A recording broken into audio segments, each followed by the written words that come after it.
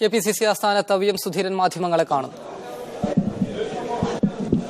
അനശ്വരങ്ങളായ ഒട്ടനവധി കഥാപാത്രങ്ങളെ അവതരിപ്പിച്ച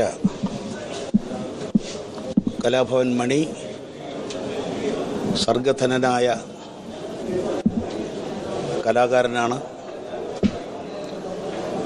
അപരിഹാര്യമായ ഒരു നഷ്ടമാണ് ചലച്ചിത്ര ലോകത്തിന് അദ്ദേഹത്തിൻ്റെ വേർപാട് മൂലം ഉണ്ടായിട്ടുള്ളത്. അദ്ദേഹത്തിൻ്റെ സ്മരണയ്ക്ക് മുന്നിൽ ആദരാഞ്ജലി അർപ്പിക്കുന്നു. ഇന്ന് രാവിലെ all India Congress committee general secretary Shri Mukul വാസ്നിക്കിൻ്റെ സാന്നിധ്യത്തിൽ മുഖ്യമന്ത്രി, ആഭ്യന്തര വകുപ്പ് മന്ത്രി, കെപിസിസി പ്രസിഡന്റ് ഞങ്ങളെല്ലാവരും യോഗം ചേർന്നിരുന്നു.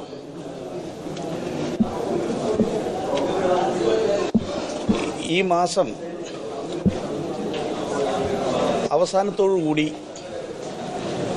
അന്തിമ സ്ഥാനാർത്ഥി പട്ടികയ്ക്ക് രൂപം കൊടുക്കുക എന്നുള്ള ധാരണയിലാണ് ഇപ്പോൾ മുന്നോട്ട് നീങ്ങുന്നത്. മാർച്ച് 23-ന്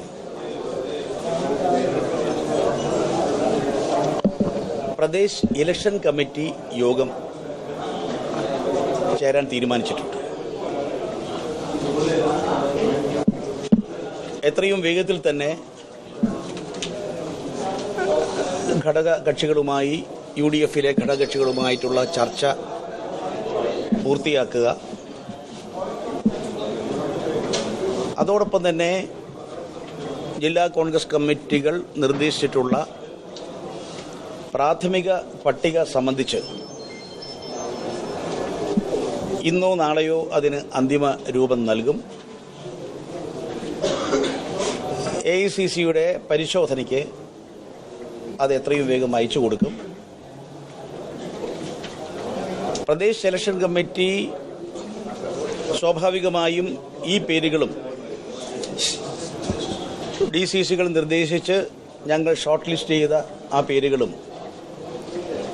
കമ്മിറ്റി അംഗങ്ങളുടെ പ്രത്യേക നിർദ്ദേശങ്ങളും ഇതെല്ലാം ഉൾപ്പെടുത്തിക്കൊണ്ടാണ് കേരളത്തിലെ അന്തിമ ലിസ്റ്റ് കോൺഗ്രസ് ഹൈക്കമാൻഡിന് സമർപ്പിക്കുക. ഏതായാലും ഇത്തരം കാര്യങ്ങളൊക്കെ സമയബന്ധിതമായി മുന്നോട്ട് നീക്കുന്നതിന് തീരുമാനമെടുത്തിട്ടുണ്ട്. കാര്യങ്ങളെല്ലാം വളരെ ഉദ്ദേശിക്കുന്ന രീതിയിൽ തന്നെ മുന്നോട്ട് പോകുന്നു.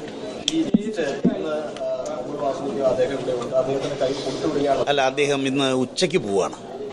കാരണം അതുകൊണ്ട് ഇന്ന് ശരിക്കും പറഞ്ഞാൽ അദ്ദേഹത്തിൻ്റെ കയ്യിൽ കൊടുക്കാമെന്നായിരുന്നു ഉദ്ദേശിച്ചത്. നാളെ അദ്ദേഹം പോകുമെന്നാണ് വിചാരിച്ചത്. നാളെ മഹിളാ കോൺഗ്രസിൻ്റെ സമ്മേളനമുണ്ട്, അതിൽ കൂടി അദ്ദേഹം പങ്കെടുത്ത് നാളെ പോകുമെന്നാണ് കരുതിയത്. പക്ഷേ അദ്ദേഹത്തിന് ഇന്ന് തന്നെ പോകേണ്ടി വന്നു. അതുകൊണ്ട് ഇന്ന് വൈകുന്നേരം, ഇന്ന് ഉച്ചയ്ക്ക് ശേഷം 3 മണിക്ക് ശേഷം ഘടകകക്ഷികളുമായുള്ള ചർച്ച നടത്തുന്നുണ്ട്. അത് കഴിഞ്ഞ് ആ ചർച്ച പൂർത്തിയായാൽ ഞങ്ങൾ 3 പേരും ഇന്നിരുന്ന് ഈ പ്രാഥമിക പട്ടികയ്ക്ക് അന്തിമ രൂപം നൽകും. അത് നാളെ അത് അയച്ചു കൊടുക്കാൻ പറ്റുമോ? ഇല്ല, ഇവിടെ വന്നില്ല.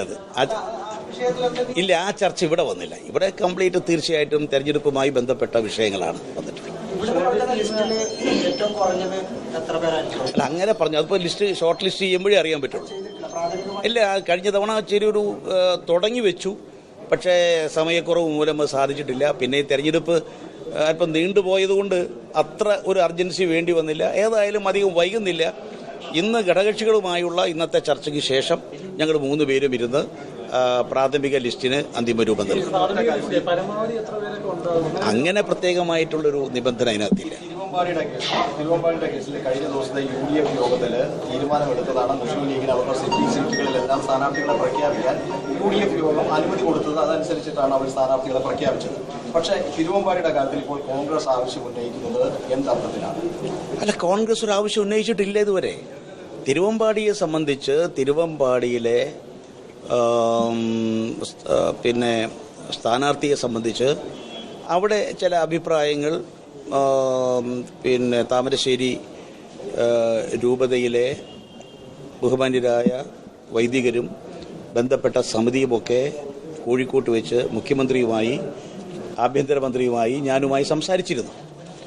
അവരവരുടേതായ ചില പ്രയാസങ്ങളും ബുദ്ധിമുട്ടുകളാണ് പറഞ്ഞത്. ഏതായാലും ഇത് സംബന്ധിച്ച് അത് പരിഹരിക്കുക, എങ്ങനെയാണ് പരിഹരിക്കേണ്ടത്, എങ്ങനെ പരിഹരിക്കാൻ സാധിക്കും എന്നുള്ളത് സംബന്ധിച്ച് തീർച്ചയായും അത് പരിഹരിക്കേണ്ടത് ആവശ്യമാണ്. അത് പരിഹരിക്കുന്നത് സംബന്ധിച്ച് ബന്ധപ്പെട്ടവരുമായി, പ്രത്യേകിച്ച് മുസ്ലിം ലീഗ് നേതൃത്വവുമായി ആശയവിനിമയം നടത്തും. എല്ലാവർക്കും സ്വീകാര്യമായ ഒരു ഏതെങ്കിലും തരത്തിലുള്ള ഒരു പരിഹാരം ഉണ്ടാക്കാൻ സാധിക്കുമോ, എന്ത് വേണം എന്നുള്ളതിനെ സംബന്ധിച്ച് ഇതുവരെ മറ്റൊരു ചർച്ചയിലേക്ക് പോയിട്ടില്ല. തിരുവമ്പാടി സീറ്റ് നിലവിൽ മുസ്ലിം ലീഗിൽ നിന്ന് കോൺഗ്രസ് ഏറ്റെടുക്കേണ്ട ഒരു സാഹചര്യം നിലവിലില്ല എന്നാണ്. അല്ല, ഇപ്പം സിറ്റീസ് അത് സംബന്ധിച്ച് അങ്ങനെ ഒരു ചർച്ച വന്നിട്ടില്ല. തിരുവമ്പാടിയിൽ അവർക്ക് വന്ന ചില പ്രയാസങ്ങൾ, ബുദ്ധിമുട്ടുകൾ ഞങ്ങളുടെ ശ്രദ്ധയിൽപ്പെടുത്തിയിട്ടുണ്ട്. ആ പ്രയാസങ്ങളും ബുദ്ധിമുട്ടുകളും എങ്ങനെ പരിഹരിക്കാനാവും എന്നുള്ള ഒരു ശ്രമത്തിലാണ് ഞങ്ങൾ ഏർപ്പെട്ടിട്ടുള്ളത്. അത് ബന്ധപ്പെട്ടവരുമായി സംസാരിച്ച് ഏതെങ്കിലും തരത്തിൽ അതിന് രമ്യമായ ഒരു പരിഹാരമുണ്ടാക്കാനുള്ള ശ്രമമാണ് നടത്തുക. ഒറ്റ കാര്യം, ഈ കായൽ നികത്തലുമായി ബന്ധപ്പെട്ട് അങ്ങ് കർശനമായ നിർദ്ദേശം അല്ലെങ്കിൽ ആ ഉത്തരവ് പിൻവലിക്കണമെന്ന് മുഖ്യമന്ത്രിയോടും ആഭ്യന്തരമന്ത്രിയോടും കഴിഞ്ഞ ദിവസം ആവശ്യപ്പെട്ടതാണ്. പക്ഷേ മുഖ്യമന്ത്രി ഇന്നലെ മറുന്യായം പറഞ്ഞത് അത് LDF എടുത്ത ഒരു തീരുമാനം എന്നാണ്. അതിനെ എങ്ങനെ കാണാൻ കഴിയും? ഇല്ല, അതല്ല, മുഖ്യമന്ത്രിയുടെ മറുപടി വളരെ പോസിറ്റീവായിരുന്നു. അദ്ദേഹം ഞാൻ നേരിട്ട് സംസാരിച്ചപ്പോഴും വളരെ പോസിറ്റീവായിട്ടാണ് സംസാരിച്ചത്. കാരണം നേരത്തെ ഇതുമായി ഈ പ്രശ്നം വന്നപ്പോൾ തന്നെ ഞങ്ങൾ തന്നെ ആദ്യം പറഞ്ഞിരുന്നു, ഇത് LDF ഗവൺമെൻറ് കാലത്ത് അന്ന് കൊണ്ടുവന്ന സ്കീമാണ്, അവരാണത് മുന്നോട്ട് നീക്കിയത്. പക്ഷേ അന്ന് വളരെ ശക്തമായിട്ടുള്ള പ്രതിഷേധം ഉയർന്നു വന്നതിനെ തുടർന്നാണ് പിന്നീട് അവർ അത് മുന്നോട്ട് കൊണ്ടുപോകാത്ത ഒരു സാഹചര്യം ഉണ്ടായത്. അപ്പോൾ അന്നത്തെ ആ എതിർപ്പ് ഇപ്പോഴും നിലനിൽക്കുന്നുണ്ട്. LDF സർക്കാരിൻ്റെ കാലത്ത് വളരെ ശക്തമായ എതിർപ്പ് വന്നിരുന്നു. അന്നത്തെ ഭരണമുന്നണിയിൽ കൃഷിമന്ത്രി തന്നെ ഇതിനെതിരെ ശക്തമായി അദ്ദേഹം പ്രതികരിച്ചിരുന്നു. അദ്ദേഹത്തിൻ്റെ വളരെ ശക്തമായ നിലപാടായിരുന്നു. അന്നത്തെ മുഖ്യമന്ത്രി തന്നെ അവസാനം അതിനോട് യോജിച്ചു. പക്ഷേ അന്ന് വ്യവസായ മന്ത്രിയും മറ്റു ചില മന്ത്രിമാരും ഇത് വേണം എന്നുള്ള നിലപാടാണ് സ്വീകരിച്ചിരുന്നത്. കുട്ടനാട്ട് കർഷക സമിതിയും പരിസ്ഥിതി പ്രസ്ഥാനങ്ങളും കുട്ടനാട്ടിലെ കുമരകത്തെ നേച്ചർ ക്ലബ്ബ് ഉൾപ്പെടെയുള്ള സംഘടനകളും ആ മേഖലയിലെ വിവിധ ജനവിഭാഗങ്ങളൊക്കെ ശക്തമായി പ്രതിഷേധം ഉന്നയിച്ചിരുന്നു. അന്ന് ഞങ്ങളൊക്കെ പ്രതിഷേധ ശബ്ദം ഉയർത്തുന്നതിലുണ്ടായിരുന്നു. ആ പ്രതിഷേധത്തെ തുടർന്നാണ് അന്നത്തെ ഗവൺമെൻറ് അത് മുന്നോട്ട് കൊണ്ടുപോകാൻ തയ്യാറാകാതിരുന്നത്. അവർ നടത്തണമെന്നുള്ള നിർബന്ധം ആ ഗവൺമെൻറ്റിൽ പലർക്കും ഉണ്ടായിരുന്നു. എളമരം കരീമൊക്കെ അന്ന് വ്യവസായ മന്ത്രി അത് വേണം എന്നുള്ള നിർദ്ദേശമാണ് മുന്നോട്ട് വെച്ചിരുന്നത്. പക്ഷേ അതിനകത്ത് തന്നെ വ്യത്യസ്തമായ നിലപാട് വന്നിരുന്നു.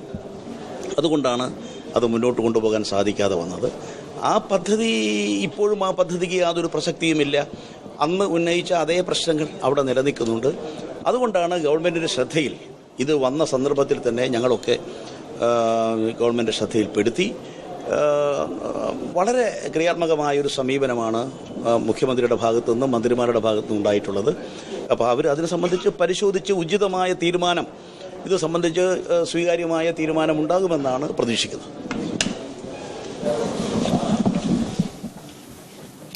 തിരുവനന്തപുരത്ത് സ്ഥാനാർത്ഥി നിർണയ ചർച്ചകൾക്ക് ശേഷം മാധ്യമങ്ങളോട് സംസാരിക്കുകയായിരുന്നു VM സുധീരൻ. സ്ഥാനാർത്ഥി പട്ടിക 2 ദിവസത്തിനകം തന്നെ പ്രാഥമിക പട്ടികയാകും. 2 ദിവസത്തിനകം തന്നെ ഇത് AICCക്ക് അയച്ചു കൊടുക്കാൻ കഴിയും. ഈ മാസം അവസാനത്തോടെ സ്ഥാനാർത്ഥി പട്ടിക പ്രഖ്യാപിക്കുമെന്നും VM സുധീരൻ പറഞ്ഞു. ഘടകകക്ഷികളുമായുള്ള ചർച്ച ഇന്ന് വൈകിട്ട് AICC സെക്രട്ടറി മുകുൾ വാസനിക്കിന്റെ നേതൃത്വത്തിൽ നടക്കുമെന്നും PM സുധീരൻ മാധ്യമങ്ങളോട് പറഞ്ഞു.